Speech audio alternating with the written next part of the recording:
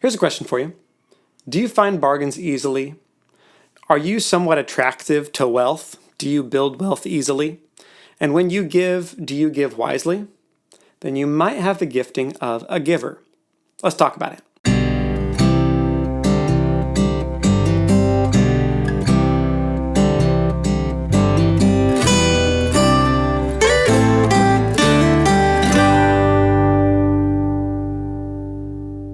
Welcome to Blueprint Sounds. My name is Nathan Smith. Thanks for joining me. Today we're going to talk about the redemptive gift of the giver. But before we do, I want to give you something. If you go to my website, blueprintsounds.com, you can get access to my free PDF, 25 chart-topping arrangement tricks that work. It's a PDF designed especially for worship leaders and worship teams. Say you have a song that you've done for a couple weeks and it's fine, but you wish there was another thing that you could add to it. Well, download this PDF and you get 25 different ideas that you can use to make your song more interesting, a couple of sentences about why that trick works, and then a song from the radio that exemplifies that trick so that you can hear the effect that it has on a given song. Again, go to blueprintsounds.com to get access, and without any further ado, let's get to today's topic. So we are in an 8-week-long series on the redemptive gifts, and to explain to those who may not know, in Romans 12, Paul talks about the different designs or giftings that God gives us, and there are 7. They are the prophet, the servant, the teacher, the exhorter, the giver, the ruler, and the mercy gifting. These giftings shape the way that our personality is, they shape the way that we react to other people, what motivates us, but most importantly, they shape how we interact with God. And God gives us these different giftings so that we can do the work that He had in advance for us to do. So let's talk about the giver. The giver rises and falls on the principle of stewardship. They are chosen by God to have a long-term view, and God uses the giver to bless not only his own generation or her own generation, but the generations after them. Some of the traits of a giver is that they are naturally adaptable and plug into a lot of different situations. Whereas the prophet's like, this is right, this is wrong, and they have a vision and they go for their thing.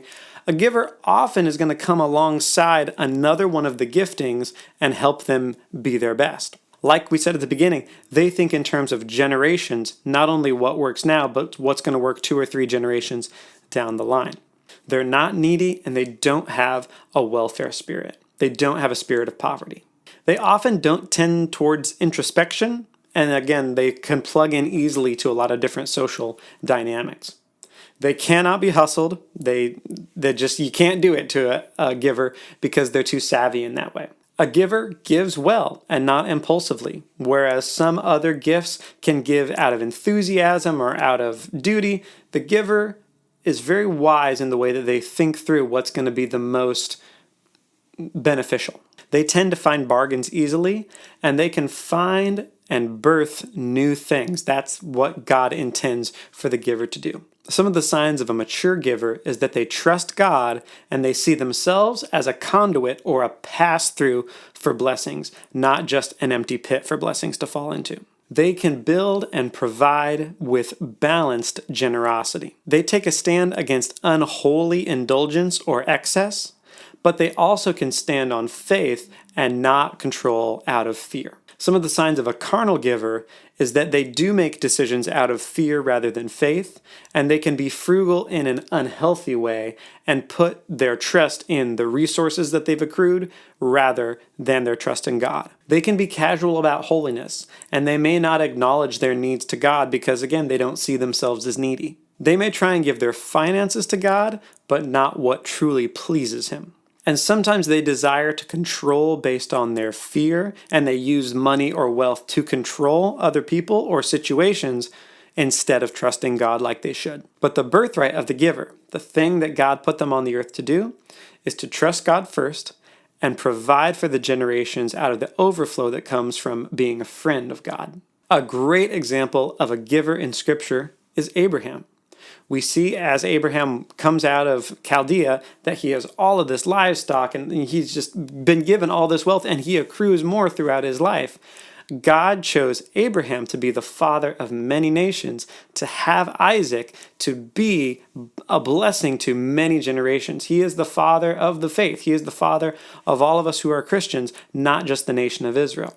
And so God chose the giver, Abraham, to be the one who would birth that new thing. Again, that is just the tip of the iceberg when it comes to the giver gifting. And this is not my teaching. I did not originate it. So I'm going to leave a link to a series of videos that goes into all of the gifts in much more detail. I'm not affiliated. I'm just a big fan of this person's ministry. I hope that episode helps you. And again, go to blueprintsounds.com to get access to my free PDF, 25 chart topping arrangement tricks that work. All right, until next week, God bless and goodbye.